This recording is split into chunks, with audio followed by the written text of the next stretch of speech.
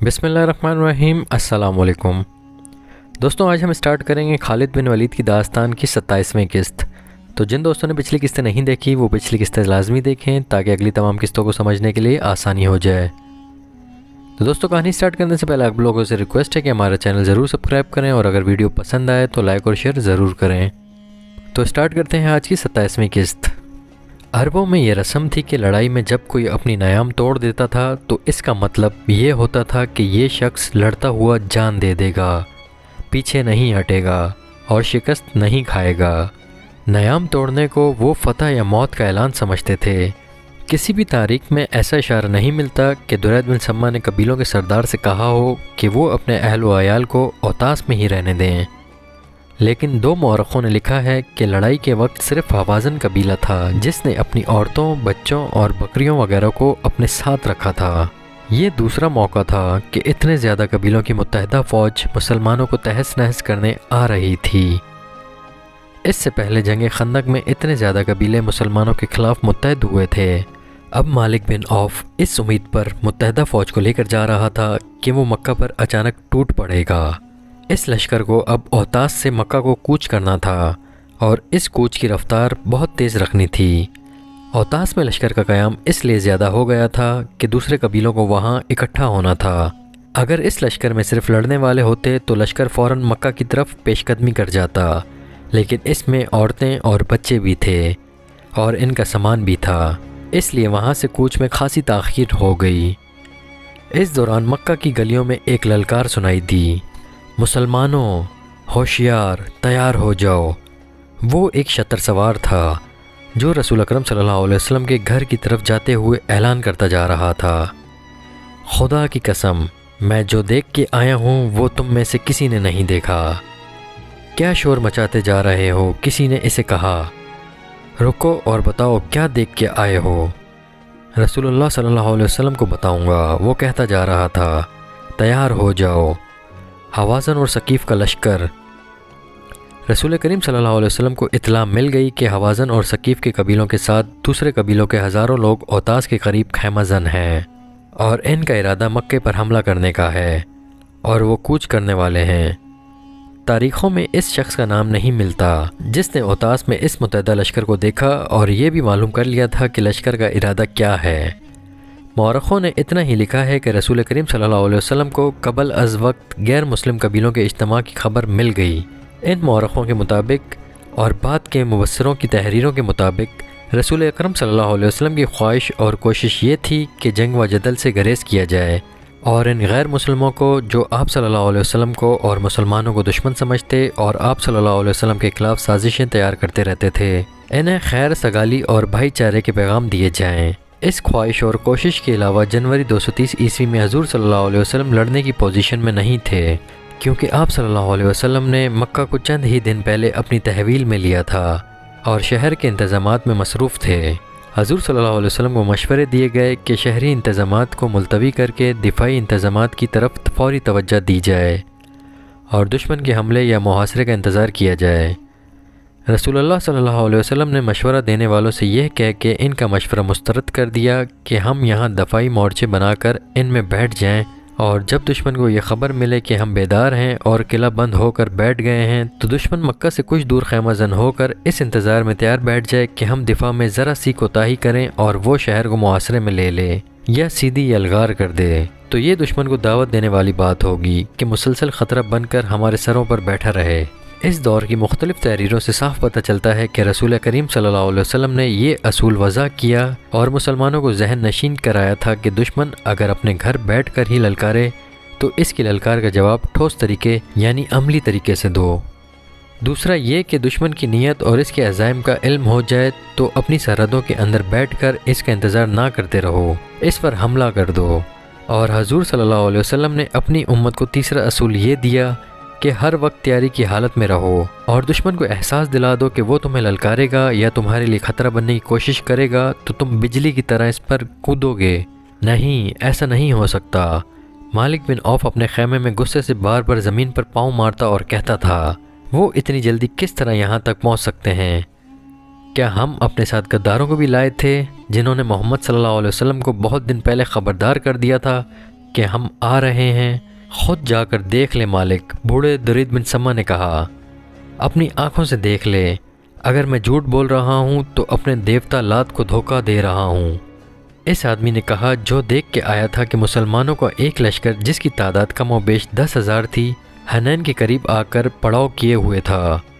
اس نے کہا انہوں نے خیمے نہیں گاڑے، وہ تیاری کی حالت میں ہیں، اور یہ بھی جھوٹ نہیں کہ اس لشکر کا سپہ سالار خود محمد صلی اللہ علیہ وسلم ہے۔ مالک بن عوف غصے سے باولا ہوا چلا جا رہا تھا۔ وہ مسلمانوں پر اچانک ٹوٹ پڑنے چلا تھا۔ اس نے اوتاس سے مکہ کی طرف پیش قدمی کا حکم دے دیا تھا، مگر اسے اطلاع ملی کہ مسلمان اپنے رسول صلی اللہ علیہ وسلم کی قیادت میں اس کی جمعیت سے تھوڑی ہی دور حنین کے گرد و نواح میں آ گئے ہیں اور مقابلے کے لیے تیار ہیں۔ غصہ تیری عقل کو کمزور کر رہا ہے مالک، درید نے اسے کہا۔ اب محاصرے اور یلغار کو دماغ سے نکال اور اس زمین سے فائدہ اٹھا جس پر مسلمانوں سے تیرا مقابلہ ہوگا۔ تو اچھی چالیں سوچ سکتا ہے، تو دشمن کو دھوکہ دے سکتا ہے، تجھ میں جرت ہے، پھر تو کیوں پریشان ہو رہا ہے؟ میں تیرے ساتھ ہوں۔ میں تجھے ایک بار پھر کہتا ہوں کہ حوازن کے لوگوں نے اپنی عورتوں اور بچوں اور اپنے مویشوں کو ساتھ لا کے اچھا نہیں کیا۔ آ میرے ساتھ حنین کی وادی کو دیکھیں۔ وہ دونوں اس علاقے کو دیکھنے چل پڑے جہاں لڑائی متوقع تھی۔ رسول کریم صلی اللہ علیہ وسلم کے ساتھ مجاہدین کی جو فوج تھی اس کی تعداد 12,000 تھی۔ اس نفری میں مکہ کے 2,000 ایسے افراد تھے جنہیں اسلام قبول کیے ابھی چند دن ہوئے تھے۔ بعض صحابہ کرام رضی اللہ تعالیٰ عنہ ان 9 مسلموں پر بھروسہ کرنے پر آمادہ نہیں تھے، لیکن اللہ کے رسول صلی اللہ علیہ وسلم کو اپنے اللہ پہ بھروسہ تھا۔ ابو سفیان رضی اللہ تعالیٰ عنہ، اکرمہ رضی اللہ تعالیٰ عنہ اور صفوان رضی اللہ تعالیٰ عنہ بھی 9 مسلم تھے۔ یہ تینوں سرداری اور سالاری کے رتبوں کے افراد تھے جن کا 9 مسلم قریش پر اثر و سوق بھی تھا، لیکن دیکھا یہ گیا کہ یہ سب اپنی مرضی سے اس لشکر میں شامل ہوئے تھے۔ ایک مورخ نے لکھا ہے کہ ان تینوں نے مجاہدین کے لیے کم و بیش 100 زرہ بختر دیے تھے۔ یہ لشکر 27 جنوری 230 عیسوی کی صبح مکہ سے روانہ ہوا اور 31 جنوری کی شام حنین کے گرد و نواح میں پہنچ گیا تھا۔ کوچ برق رفتار تھا۔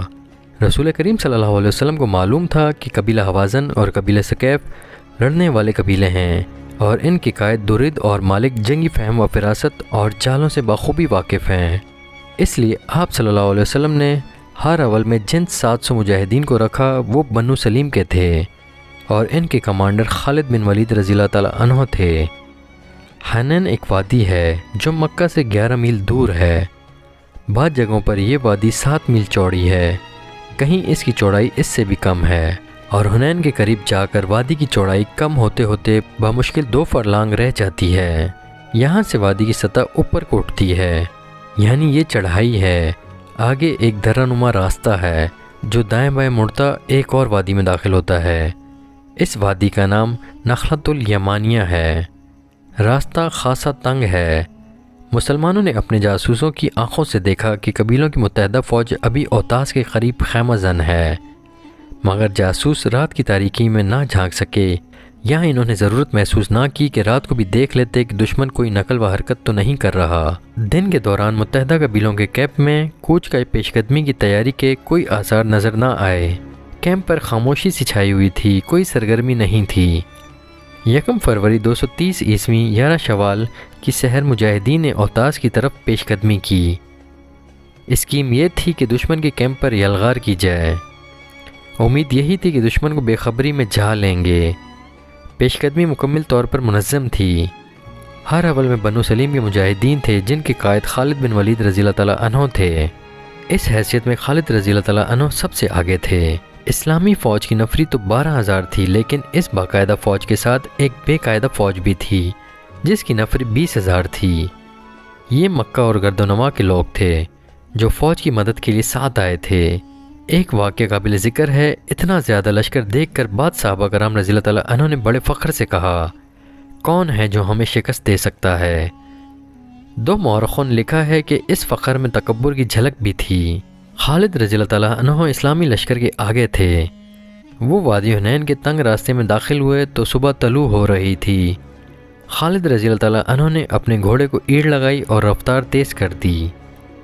خالد رضی اللہ تعالیٰ عنہ جوشیلے جنگجو تھے اور جارحانہ قیادت میں یقین رکھتے تھے۔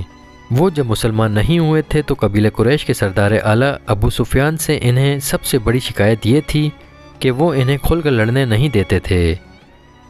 ان کے قبول اسلام کی ایک وجہ یہ بھی تھی کہ انہوں نے رسول کریم صلی اللہ علیہ وسلم کی عسکری قیادت میں وہ جذبہ دیکھا تھا جو انہیں پسند تھا۔ خالد رضی اللہ تعالیٰ عنہ نے قبول اسلام سے پہلے اکرمہ سے بھی کہا تھا کہ میرے عسکری جذبے اور میدان جنگ میں جارحانہ انداز کی قدر صرف مسلمان ہی کر سکتے ہیں۔ رسول اللہ صلی اللہ علیہ وسلم کی خالد رضی اللہ تعالیٰ عنہ کی عسکری اہلیت اور قابلیت کی جو قدر کی تھی، اس کا ثبوت یہ تھا کہ وہ اتنے بڑے لشکر کے ہر اول کے کمانڈر تھے۔ صبح طلوع ہو رہی تھی جب خالد رضی اللہ تعالیٰ عنہ کا ہر اول کا دستہ گھاٹی والے تنگ راستے میں داخل ہوا۔ اچانک زمین و آسمان جیسے پھٹ پڑے ہوں۔ حوازن، ثقیف اور دیگر قبیلوں کی متحدہ فوج کے نعرے گھٹاؤں کی گرج اور بجلیوں کی کڑک کی طرح بلند ہوئے اور موسلا دھار بارش کی طرح تیروں کی بوچھار آنے لگیں۔ یہ تیر دائیں بائیں کی چٹانوں اور ٹیکریوں سے آ رہے تھے۔ یہ دشمن کی گھات تھی۔ مالک بن عوف اور درید بن سمہ نے دن کے وقت اپنے کیمپ میں کوئی سرگرمی ظاہر نہیں ہونے دی تھی۔ ایسے معلوم ہوتا تھا جیسے یہ جنگی کیمپ نہیں کسی قافلے کا پڑاؤ ہے۔ شام کے بعد مالک بن عوف اپنی فوج کو حنین کے تنگ راستے پر لے گیا اور تیر اندازوں کو دونوں طرف چھپا کر بٹھا دیا تھا۔ تیروں کی بوچھاریں اچانک بھی تھیں اور بہت زیادہ بھی۔ مجاہدین کے گھوڑے تیر کھا کے بے لگام ہو کر بھاگے۔ جو سوار تیروں سے محفوظ رہے وہ بھی پیچھے کو بھاگ اٹھے۔ تیروں کی بوچھاریں اور تند و تیز ہو گئیں۔ گھوڑے بھی بے قابو اور سوار بھی بے قابو ہو گئے۔ بھگدڑ مچ گئی۔ مت بھاگو، خالد رضی اللہ تعالیٰ عنہ تیروں کی بوچھاڑوں میں کھڑے چلا رہے تھے۔ پیٹھ نہ دکھاؤ، مقابلہ کرو۔ گھوڑوں اور سواروں کی بھگدڑ ایسی تھی کہ خالد رضی اللہ تعالیٰ عنہ کی پکار کسی کے کانوں تک پہنچتی ہی نہیں تھی۔ کوئی یہ دیکھنے کے لیے بھی نہیں رکتا تھا کہ خالد رضی اللہ تعالیٰ عنہ کے جسم میں کتنے تیر اتر گئے ہیں، اور وہ پیچھے ہٹنے کے بجائے وہیں کھڑے اپنے دستے کو مقابلے کے لیے للکار رہے ہیں۔ وہ آخر بھگدڑ کے ریلے کی زد میں آ گئے اور ان کے دھکوں سے یوں دور پیچھے آ گئے جیسے سیلاب میں بہہ گئے ہوں۔ جب بھگدڑ کا ریلا گزر گیا تو خالد رضی اللہ تعالیٰ عنہ اتنے زخمی ہو چکے تھے کہ گھوڑے سے گر پڑے اور بے ہوش ہو گئے۔ ہر اول کے پیچھے اسلامی فوج آ رہی تھی۔ اس کے رضاکاروں کا باقاعدہ لشکر بھی تھا۔ ہر اول کا دستہ بھاگتا دوڑتا پیچھے کو آیا تو فوج میں بھی بھگدڑ مچ گئی۔ ہر اول کے بہت سے آدمیوں کے جسموں میں تیر پیوست تھے اور ان کے کپڑے خون سے لال تھے۔ گھوڑوں کو بھی تیر لگے ہوئے تھے۔ مالک بن عوف کی فوج کے نعرے جو پہلے سے زیادہ بلند ہو گئے تھے سنائی دے رہے تھے۔ یہ حال دیکھ کر اسلامی فوج بکھر کر پیچھے کو بھاگی۔ بعد مورخوں نے لکھا ہے کہ وہ قریش جو بے دلی سے مسلمان ہوئے تھے اور اسلامی فوج کے ساتھ آ گئے تھے، انہوں نے اس بھگدڑ کو یوں بڑھایا جیسے جلتی پر تیل ڈالا جاتا ہے۔ وہ نہ صرف بھاگے بلکہ انہوں نے خوف و ہراس پھیلایا۔ انہیں ایک خوشی تو یہ تھی کہ لڑائی سے بچے اور دوسری یہ کہ مسلمان بھاگ نکلے ہیں اور انہیں شکست ہوئی ہے۔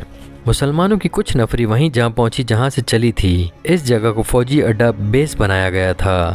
زیادہ تعداد ان مسلمانوں کی تھی جنہوں نے پیچھے ہٹ کر ایسی جگہوں پر پناہ لے لی جہاں چھپا جا سکتا تھا، لیکن وہ چھپنے کے لیے نہیں بلکہ چھپ کر یہ دیکھنے کے لیے وہاں رکے تھے کہ ہوا کیا ہے اور وہ دشمن کہاں ہے جس سے ڈر کر پوری فوج بھاگ اٹھی ہے۔ وہاں تو حالت یہ ہو گئی تھی کہ بھاگتے ہوئے اونٹ اور گھوڑے ایک دوسرے سے ٹکرا رہے تھے اور پیادے ان کے درمیان آ کر کچلے جانے سے بچنے کے لیے ہر طرف بھاگ رہے تھے۔ رسول کریم صلی اللہ علیہ وسلم نے اپنی فوج کی یہ حالت دیکھی تو آپ صلی اللہ علیہ وسلم بھاگنے والوں کے راستے میں کھڑے ہو گئے۔ آپ صلی اللہ علیہ وسلم کے ساتھ 9 صحابہ کرام رضی اللہ تعالیٰ عنہ تھے۔ ان میں 4 قابل ذکر ہیں، حضرت عمر رضی اللہ تعالیٰ عنہ، حضرت عباس رضی اللہ تعالیٰ عنہ، حضرت علی رضی اللہ تعالیٰ عنہ اور حضرت ابو بکر صدیق رضی اللہ تعالیٰ عنہ۔ مسلمانوں، رسول کریم صلی اللہ علیہ وسلم نے بلند آواز سے للکارنا شروع کر دیا، کہاں جا رہے ہو؟ میں ادھر کھڑا ہوں، میں جو اللہ کا رسول ہوں، مجھے دیکھو، میں محمد ابن عبداللہ یہاں کھڑا ہوں۔ مسلمان ہجوم کے قریب سے بھاگتے ہوئے گزرتے جا رہے تھے۔ آپ صلی اللہ علیہ وسلم کی آواز شور میں دب کر رہ گئی تھی۔ خالد بن ولید رضی اللہ تعالیٰ عنہ کہیں نظر نہیں آ رہے تھے، وہ آگے کہیں بے ہوش پڑے تھے۔ اتنے میں قبیلے حوازن کے کئی آدمی اونٹوں اور گھوڑوں پر سوار بھاگتے ہوئے مسلمانوں کے تعاقب میں آئے۔ ان کے آگے ایک شتر سوار تھا جس نے جھنڈا اٹھا رکھا تھا۔ حضرت علی رضی اللہ تعالیٰ عنہ نے ایک مسلمان کو ساتھ لیا اور اس شتر سوار علمدار کے پیچھے دوڑ پڑے۔ قریب جا کر حضرت علی رضی اللہ تعالیٰ عنہ نے اس کے اونٹ کی پچھلی ٹانگ پر تلوار کا وار کر کے ٹانگ کاٹ دی۔ اونٹ گرا تو سوار بھی گر پڑا۔ حضرت علی رضی اللہ تعالیٰ عنہ نے اس کے اٹھتے اٹھتے اس کی گردن صاف کاٹ دی۔ حضور صلی اللہ علیہ وسلم ایک ٹیکری پر جا کر کھڑے ہوئے۔ دشمن کے کسی آدمی کی للکار سنائی دی، وہ رہا محمد صلی اللہ علیہ وسلم، قتل کر دو۔ تاریخ میں ان آدمیوں کو قبیلہ ثقیف کا لکھا گیا ہے، جو اپنے آدمی کی للکار پر اس ٹیکری پر چڑھنے لگے جس پر رسول اللہ صلی اللہ علیہ وسلم کھڑے تھے۔ صحابہ کرام رضی اللہ تعالیٰ عنہ جو آپ صلی اللہ علیہ وسلم کے ساتھ تھے ان آدمیوں پر ٹوٹ پڑے۔ مختصر سے معرکے میں وہ سب بھاگ نکلے۔ ان میں سے کوئی بھی رسول اکرم صلی اللہ علیہ وسلم تک نہ پہنچ سکا۔ میں مالک بن عوف سے شکست نہیں کھاؤں گا، رسول اللہ صلی اللہ علیہ وسلم نے کہا۔ وہ اتنی آسانی سے کیسا فتح حاصل کر سکتا ہے؟ حضور صلی اللہ علیہ وسلم نے اپنی فوج کو بکھرتے اور بھاگتے تو دیکھ ہی لیا تھا۔ آپ صلی اللہ علیہ وسلم دشمن کو بھی دیکھ رہے تھے، بلکہ دشمن کو زیادہ دیکھ رہے تھے۔ آپ صلی اللہ علیہ وسلم کی عسکری حس نے محسوس کر لیا کہ مالک بن عوف اپنے پہلے بھرپور اور کامیاب وار پر اس قدر خوش ہو گیا ہے کہ اسے اگلی چال کا خیال ہی نہیں رہا۔ وہ اسلامی فوج کی بھگدڑ اور افراتفری کی پسپائی سے فائدہ نہیں اٹھا رہا تھا۔ حضور صلی اللہ علیہ وسلم کو توقع تھی کہ مالک بن عوف کی متحدہ فوج مسلمانوں کے تعاقب میں آئے گی، لیکن تعاقب میں دشمن کے جو آدمی آئے تھے وہ تعداد میں تھوڑے اور غیر منظم تھے۔ اس کے علاوہ حضور صلی اللہ علیہ وسلم نے اپنے ہر اول دستے کو پیچھے آتے بھی دیکھا تھا، اور آپ صلی اللہ علیہ وسلم نے معلوم بھی کیا تھا کہ ہر اول کے کتنے آدمی شہید اور زخمی ہوئے ہیں، اور آپ صلی اللہ علیہ وسلم نے معلوم بھی کیا تھا کہ ہر اول کے کتنے آدمی شہید اور کتنے زخمی ہوئے ہیں۔ آپ صلی اللہ علیہ وسلم کو بتایا گیا کہ کئی ایک مجاہدین کے گھوڑے اور اونٹ زخمی ہوئے ہیں، شہید ایک بھی نہیں ہوا۔ اس سے رسول صلی اللہ علیہ وسلم نے یہ رائے قائم کی کہ یہ دشمن تیر اندازی میں اناڑی ہے اور جلد باز بھی ہے۔ اتنی زیادہ تیر اندازی کسی کو زندہ نہ رہنے دیتی۔ حضور صلی اللہ علیہ وسلم نے اپنے پاس کھڑے صحابہ کرام رضی اللہ تعالیٰ عنہ پر نظر ڈالی۔ آپ صلی اللہ علیہ وسلم کی نظریں حضرت عباس رضی اللہ تعالیٰ عنہ پر ٹھہر گئیں۔ حضرت عباس رضی اللہ تعالیٰ عنہ کی آواز غیر معمولی طور پر بلند تھی، جو بہت دور تک سنائی دیتی تھی۔ جسم کے لحاظ سے بھی حضرت عباس رضی اللہ تعالیٰ عنہ قوی ہیکل تھے۔ عباس، حضور صلی اللہ علیہ وسلم نے کہا، تم پر اللہ کی رحمت ہو، مسلمانوں کو پکارو، انہیں یہاں آنے کے لیے کہو۔ اے انصار، حضرت عباس رضی اللہ تعالیٰ عنہ نے انتہائی بلند آواز میں پکارنا شروع کیا، اے اہل مدینہ، اے اہل مکہ، آؤ، اپنے رسول کے پاس آؤ۔ حضرت عباس رضی اللہ تعالیٰ عنہ قبیلوں کے اور آدمیوں کے نام لے لے کر پکارتے رہے اور کہتے رہے کہ اپنے رسول صلی اللہ علیہ وسلم کے پاس، اپنے اللہ کے رسول کے پاس آؤ۔ سب سے پہلے انصار آئے۔ ان کی تعداد معمولی تھی، لیکن ایک کو دیکھ کر دوسرا آتا چلا گیا۔ مکہ کے کچھ دوسرے قبیلوں کے لوگ بھی آ گئے، ان کی تعداد 100 ہو گئی۔ رسول کریم صلی اللہ علیہ وسلم نے دیکھا کہ قبیلہ حوازن کے بہت سے آدمی پسپا ہوئے مسلمانوں کی طرف دوڑے آ رہے تھے۔ آپ صلی اللہ علیہ وسلم نے ان 100 مجاہدین کو دشمن کے ان آدمیوں پر حملہ کرنے کا حکم دیا۔ مجاہدین ان کے عقب سے ان پر ٹوٹ پڑے۔ حوازن کے آدمی بوکھلا گئے اور مقابلے کے لیے سنبھلنے لگے، لیکن مجاہدین نے انہیں سنبھلنے کی مہلت نہ دی۔ ان میں سے بہت سے لوگ بھاگ نکلے، ان کے زخمی اور ہلاک ہونے والے پیچھے رہ گئے۔ وہ تو اچانک ایسے حالات پیدا ہو گئے تھے کہ مجاہدین میں بھگدڑ مچ گئی تھی، ورنہ وہ ہمیشہ اپنے سے کئی گنا زیادہ دشمن سے لڑے اور فتح اور کامران رہے تھے۔ انہوں نے دیکھا کہ عباس رضی اللہ تعالیٰ عنہ کی پکار پر مسلمان رسول اکرم صلی اللہ علیہ وسلم کے حضور اکٹھے ہو رہے ہیں، اور دشمن مسلمانوں کے چھوٹے سے گروہ کے جوابی حملے کو بھی برداشت نہیں کر سکا، اور انہوں نے یہ بھی دیکھا کہ حوازن اور ثقیف ان کے تعاقب میں نہیں آ رہے، تو کئی ہزار مجاہدین واپس آ گئے۔ رسول اکرم صلی اللہ علیہ وسلم نے انہیں فوراً منظم کیا اور دشمن پر حملے کا حکم دیا۔ خالد بن ولید رضی اللہ تعالیٰ عنہ لاپتہ تھے۔ کسی کو ہوش نہیں تھا کہ دیکھتا کہ کون لاپتہ ہے اور کون کہاں ہے۔ وہی تنگ گھاٹی جہاں مجاہدین پر قہر ٹوٹا تھا، اب متحدہ قبائل کے لیے موت کی گھاٹی بن گئی تھی۔ قبیلہ حوازن چونکہ سب سے زیادہ لڑاکا قبیلہ تھا، اس لیے اس کے آدمیوں کو آگے رکھا گیا تھا۔ یہ لوگ بلا شک و شبہ ماہر لڑاکے تھے، لیکن مسلمانوں نے جس قہر سے حملہ کیا تھا، اس کے آگے حوازن ٹھہر نہ سکا۔ مسلمان اس خفت کو بھی مٹانا چاہتے تھے جو انہیں غلطی سے اٹھانی پڑی تھی۔ یہ دست بدست لڑائی تھی۔ مجاہدین نے تیگ زنی کے وہ جوہر دکھائے کہ ہوازن گر رہے تھے یا معرکے سے نکلنے کی کوشش کر رہے تھے۔ رسول اکرم صلی اللہ علیہ وسلم معرکے کے قریب ایک بلند جگہ کھڑے تھے۔ آپ صلی اللہ علیہ وسلم نے للکار کر کہا، یہ جھوٹ نہیں کہ میں نبی ہوں، میں ابن عبد المطلب ہوں۔ ہوازن پیچھے ہٹتے چلے جا رہے تھے، وہ اب وار کم کرتے اور روکتے زیادہ تھے، ان کا دم ٹوٹ رہا تھا۔ ان کے پیچھے قبیلہ ثقیف کے دستے تیار کھڑے تھے۔ مالک بن عوف نے چلا کر ہوازن کو پیچھے ہٹا لیا۔ قبیلہ ثقیف کے تازہ دم لڑاکوں نے ہوازن کی جگہ لے لی۔ مسلمان تھک چکے تھے اور ثقیف تازہ دم تھے، لیکن مسلمانوں کو اپنے قریب اپنے رسول صلی اللہ علیہ وسلم کی موجودگی اور للکار نیا حوصلہ دے رہی تھی۔ مسلمانوں کی تلواروں اور برچھیوں کی ضربوں میں جو قہر اور غضب تھا، ان کے نعروں اور للکار میں جو گرج اور کڑک تھی، اس نے ثقیف پر دہشت طاری کر دی۔ ثقیف کے لڑاکے جو عرب میں خاصے مشہور تھے تیزی سے پیچھے ہٹنے لگے اور پھر ان کے اونٹوں اور گھوڑوں نے بھگدڑ مچا دی۔ اس سے دشمن میں وہی کیفیت پیدا ہو گئی جو گھاٹی میں صبح کے وقت مسلمانوں میں پیدا ہو گئی تھی۔ ہوازن بڑی بری حالت میں پیچھے کو بھاگے تھے۔ اب ثقیف بھی پسپا ہوئے تو ان کے اتحادی قبائل کے حوصلے لڑے بغیر ہی ٹوٹ پھوٹ گئے۔ وہ افراتفری میں بھاگ اٹھے۔ مالک بن عوف تنگ راستے سے دور پیچھے ہوازن کے بھاگے ہوئے دستوں کو یکجا کر رہا تھا۔ اس کا انداز بتا رہا تھا کہ وہ جارحانہ کارروائی سے منہ موڑ چکا ہے اور اپنے دستوں کو دفاعی دیوار کے طور پر ترتیب دے رہا ہے۔ رسول اللہ صلی اللہ علیہ وسلم نے یہ ترتیب دیکھی تو آپ صلی اللہ علیہ وسلم اپنے لشکر کی طرف پلٹے۔ آپ صلی اللہ علیہ وسلم نے دیکھا کہ جو مجاہدین صبح کے وقت بھاگ گئے تھے وہ سب واپس آ گئے ہیں۔ حضور صلی اللہ علیہ وسلم نے حکم دیا کہ گھوڑ سواروں کو آگے لاؤ۔ ذرا سی دیر میں سوار پیادوں سے الگ ہو گئے۔ آپ صلی اللہ علیہ وسلم نے سواروں کو ایک خاص ترتیب میں کر کے حکم دیا کہ ہوازن کو سنبھلنے اور منظم ہونے کا موقع نہ دو اور تیز رفتار حملہ کرو۔